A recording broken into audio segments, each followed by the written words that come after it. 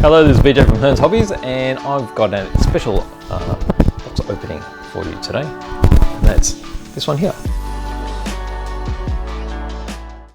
This is the HQ Holden, which is an Australian car, and this is the first ever plastic model kit of an Australian car ever, and it's been produced by DDA. Now, there's actually 4 versions of this which has been released. I've picked the custom blown version, so you can see there's a big engine there with a big blower on the top there. But there's also a standard Kingswood version, and then there's the Monaro GTS. Now the Kingswood comes with a 6-cylinder, the GTS comes with a 308 V8, and then there's also a slam version, which is a lowered type. That comes with a turbocharged LS6, and then there's this one, which is blown and lowered. So I thought this was quite interesting, quite like all of that. And let's have a closer look. So they do share quite a lot of similarities. The bodywork is all the same, all the interior is the same. Basically, you're looking at the height of the, I guess the height of the suspension setting, and then also the engine. So there we go. There's a box. The box is actually quite an unusual shape. It is quite heavy and quite a big box. And you see just there how it's lifted up. So it's a flip top lid. Look at some graphics on the sides. And then on the back, this is very reminiscent of an American style car kit. We've got the legend of all the parts at the back. And it's quite easy to recognize, you know, the particular kit, I guess. If you can't choose between the 4, you can quite easily look here and think which particular one you prefer. Okay, so let's open it up and we'll have a look at how this works. So we've got the flip lid. We have a bit of ribbon here, which stops the top from falling back. And you'll see there's a graphic at the back here. And then the base itself is a flocked, elevated piece. So it's flocked so you don't get any of the reflection, so you can concentrate on the card that's being placed here. So you can use this as a display. You pop that in your cabinet, and you have the backing. And then also here, there's a recess, which can also have a, I guess it's a base print, and that's included in the kit as well. We'll get that as it's sitting on the very bottom. Okay, with that we also have the manual, so we'll be going through that at the end. Now let's open this up and see what we get. Okay, so there's a flocking base, as you can see how thick it is. And that is also protecting all the goodies which are inside. So quite a lot of bits and pieces. I think there's 109 parts. We do have some tools as well, and let's start going through all the bits and pieces. Okay, so we start with this bag. It's got some tweezers, a screwdriver, and a packet here of some screws. And we've got some decals there and some stickers. So we've got, we'll zoom in there a bit. Okay, so there's the stickers. These have actually been pre-cut and are the rear vision mirrors. And then inside there's also the dash as well, all the instruments. Okay, from there's a little screwdriver, little Phillips head, some handy plastic tweezers. That'll be good for picking up all your small bits, particularly the little screws. And then we've got a bunch of screws. Okay, so this is unusual for a 20 scale plastic kit, and basically I use a lot of screws, very similar to a die cast model. Okay, so screwed together, idea being it makes it more robust, particularly with an opening bonnet and such. There's no opening bonnet on this particular version, but there are on the others. And then also helps you make it quite secure when you're screwing on a chassis and such. So this is similar to, say, an earlier open box review I had of the 12 scale GTR that was in the Axie series produced by Fujimi. So it's a very similar sort of feel with these. Okay, so there are all the little bits and pieces for assembly there. We'll move these across. Okay, from there we go to our clear parts. Okay, so clear parts, as you can see, they're pretty clear. Now they are probably a bit thicker than we would expect from, say, a very fine Japanese kit. But being designed the way it is, we've got some lenses there too. Let me see if I bring this over, that's a bit easier to see, isn't it? Okay, so we've got the the passenger side windows, and then we have the rear lights, headlights, probably fog lamps I think, and then you have your front and rear glass. And you see from the reflections there, the finish of the plastic, so there's a little bit of rippling there. It's not terrible. If you really wanted to go hardcore, you could polish those. Give them a sand, polish them back, and then you'll get a bit of reflection. All in all, still pretty good. Okay, and you see that these particular sections here, this is where these parts are actually screwed into the bodywork. So most of the rest of it will require some glue, but there will be some parts which are just screwed together. Okay, so there's our clear parts. Moving along, what have we got here? We have, actually it's probably better if I do use this black background because everything's going to be in white. So let's just keep it here. Okay, so we've got our, I guess you call them the brakes. Okay, so they're going to be a little bit simple there because they do use solid steel axles for the wheels. We've got our bumpers. So bumpers can be finished off in chrome, and nowadays you can get some very good chrome paints for doing that. If you want to go old school, you could even just paint them silver, or you could use the old bare metal foil. I'm very much a proponent of painting now because the paint is very good. There's the grille. And then we have the exhaust. You've got the door handles. Some rear vision mirrors there. We've got the buckets for the headlights, and then we've got the windscreen wipers. Now I might get in a bit tighter there because this will give you a better idea of all the parts. Okay, so there's the discs, which I explained were a bit chunky. So this is just a design of this particular kit. Still going to give you a very fine, good looking model. Okay, so you've got some rivet details, such. Okay, you have your lenses that'll fit inside. That's where those fog lamps are on the front bumper. Door handles were just here. Just paint those in a chrome. Side mirrors, rear vision mirror, headlight buckets. Again, you can paint those with a good quality chrome paint on the inside for a reflector. Exhaust up there, and then we've got our windscreen wipers. Okay, so let's move on to this part. So this looks like the blown engine parts. Okay, so I've got a loose bit there, so let that come out. Okay, so you can see the size of the engine here with the gearbox, part of the blower system here, and then you've got this part. What do you call this part of the blower again? Can't remember. That's the main intake there. Usually has the butterflies inside. And we've got the big belt. Okay, so you can see that. Sides of the engines.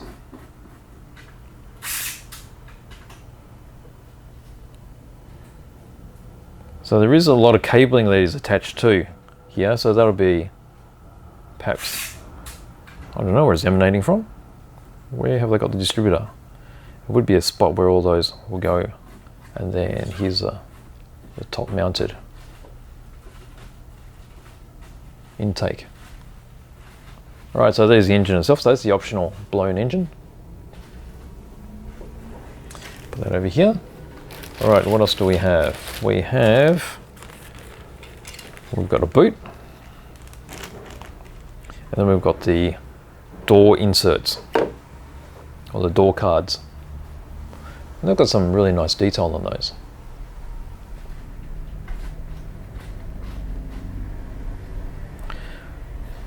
So you can see how we've got quite chunky design, so they fit into place. Be nice to customize those to whatever interior colors you like. And then here is the boot panel. So you've got some interior detail there.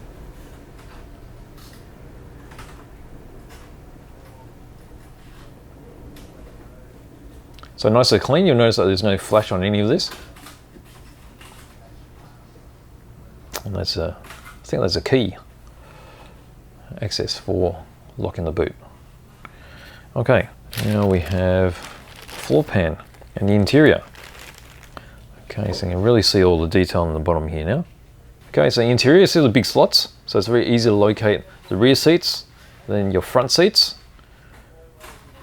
your, I guess the dash area. You've got your handbrake, so the handbrake is slotted there. This is the boot compartment.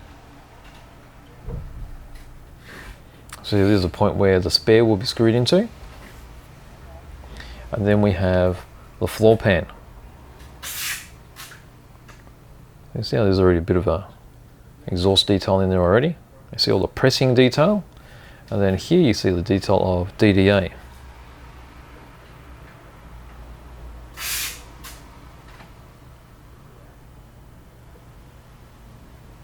Okay, so from here, this is how you can, well, you can see the details, how it's very die-cast like. Okay, so screw holes. Doesn't have all the really fine details that you'll find in, say, a Tamiya kit or a Hasegawa kit. Seeing this is all in one panel. So this is how, you know, as I described before, the robustness of this particular kit. You see the suspension detail is quite minimal, so this will have the axles going straight through. Here and here as well. So there must be a system in here where they've designed it. I assume there's a floor pan which is for all these different versions, and there'll be a different inserts for changing the height of the axles and the ride height of the actual car. So there we go. Let's go to, this has got some of the interior bits in it. Okay, so you've got pedals, you've got the gear shift, there's a dashboard, steering wheel. What have we got here? That's the steering column. This part here, that looks like part of the axle supports, which I spoke about before. Okay, for adjusting the height of the car. So I guess the ones that are left here are the ones that lower the car. And then we've got the center console and then the rear seats. So rear seats have got some seatbelt buckle detail there as well. And we have the dashboard itself. So you can see where the decal will be sitting behind there, so you can see all the different dials. So you can see they're quite crisp, all the holes. And then there's all your pedals, your shift, there's the dashboard, steering wheel. And there's those inserts. So see how that's designed for the shaft to go through. So one of those for the front and that one, or this will be front or back, either way. Center console. Another support there. Looking at the curves on it, it may be for supporting the bonnet latching. And there's your seats. See how you got those seatbelt buckles there. Okay, from there, still got quite a few bits. So it's surprising how many bits are in here. Okay, so here we've got the engine bay. So we've got the engine bay here. You've got points here for screwing in the main parts of the engine that we looked at earlier. And we've got some heads for the engine, the extractors, we've got the radiator, we've got the fan right there, which has come off. So let's have a look here. Not too sure what this is. This appears to be a strut type thing. Well, there's the engine bay. As you see, it's quite deep. Get the wheel arches on either side. There is some cabling detail that's already molded in, so you can actually make those come out quite nicely with some washers. Some little bits and pieces. There's that section. And then we've got the radiator. So the radiator has that grille detail that's molded into it as well. So you want to bring that out with changing the angles. Got your extractors, and there's the heads. And here is the little fan. All right, so there's a little bit of suspension detail there. So this appears to be probably the bottom of the tank. We've got some arms there, struts, and then what have we got here? I don't know. Some sort of cabling. Okay, so you can see some of the press detail in those arms. Same here with the pressings there. This part here. Those are boosters, I'm not too sure. Okay, and then we've got the wheels. So these wheels are the custom type wheels, which are included. So they're a 5-spoke. Okay, so you get some really wide ones for the rear, because it's like a drag car, and then thinner ones on the front. And then there's a thin extra one as a spare that goes in the boot. You can see they can get screwed in from this little area there. It's got some pretty good detail there. You see the bolt pattern. Okay, so nice. All right, so what have we got there? Then we've got another bag of bits, which are, perhaps this is better without the black here. This has got the seats, so these are the front seats. The front seats here. Okay, and they're actually quite a soft vinyl type material. Okay, so they just press in. We've got rubber tires. Okay, so they're the wide rear ones. There's 3 of the narrow tires. Okay, so you can see there's a tread pattern on the rear wide ones as well, the directionals. And you got tread pattern on the fronts as well. Here's a seat detail. See how flexible they are there. Locating lug. And then over here we've got the other spare, well not spare, rear tyre. And then we have all this molded hosing. Okay, so this is all around the engine. You see they're the plug leads, so they all lead to one point, so they'll be screwed into the distributor somewhere. And then got some, these appear to be belts. So quite a few bits and pieces that make it look interesting on the front end. Okay, so I'll move those over here. And I'll bring back our flocked base to look at the piece de resistance, which is the bodywork, which I think is quite important for a car, getting all the dimensions and the proportions right, and I think that looks pretty damn good.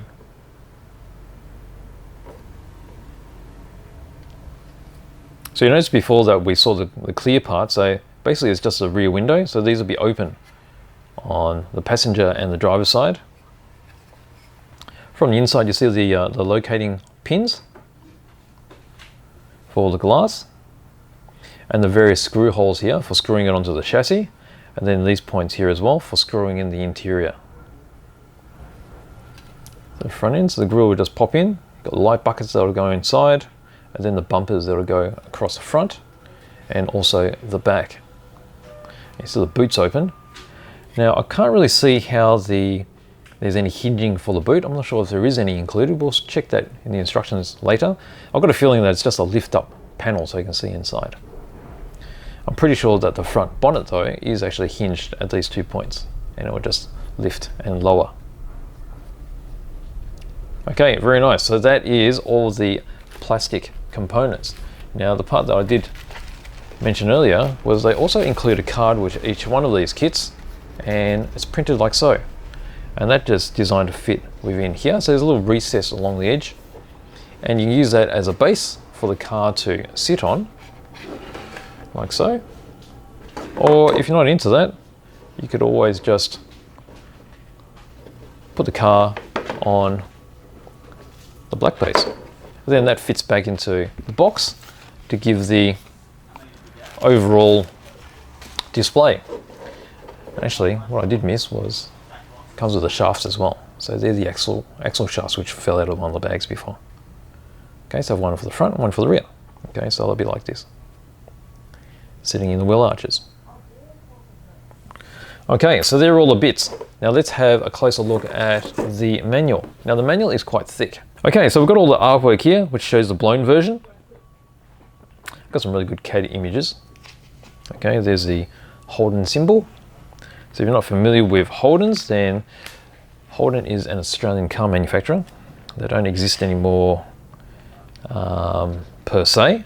So it is a General Motors brand, and production of Holdens stopped some years ago, and they were rebranding some overseas model GMs. So they still exist in a fashion. You still see a lot of Holdens on the streets. Okay, so as we get into the assembly, we start off with building the engine. So we've got the blower section going on top of the supercharger, and then the engine goes together. You've got the extractors, you've got the wiring loom here, so you can see, where was it? I've missed it over here. There was the distributor with all the cables in it. And then you've got the belt system to the starter motor. It's all pressed together here, and there you go. You've got your engine. Oh, here we go. We've got all the wiring going on right here. Radiator pops in the front, and that's your engine. That's all finished up as one sub-assembly. From there, we move on to the engine bay. So there's that little strut bit I thought. Okay, so that goes in the front there. Oh, that's the back. Oh, okay, so that's the booster. That's what I didn't recognize.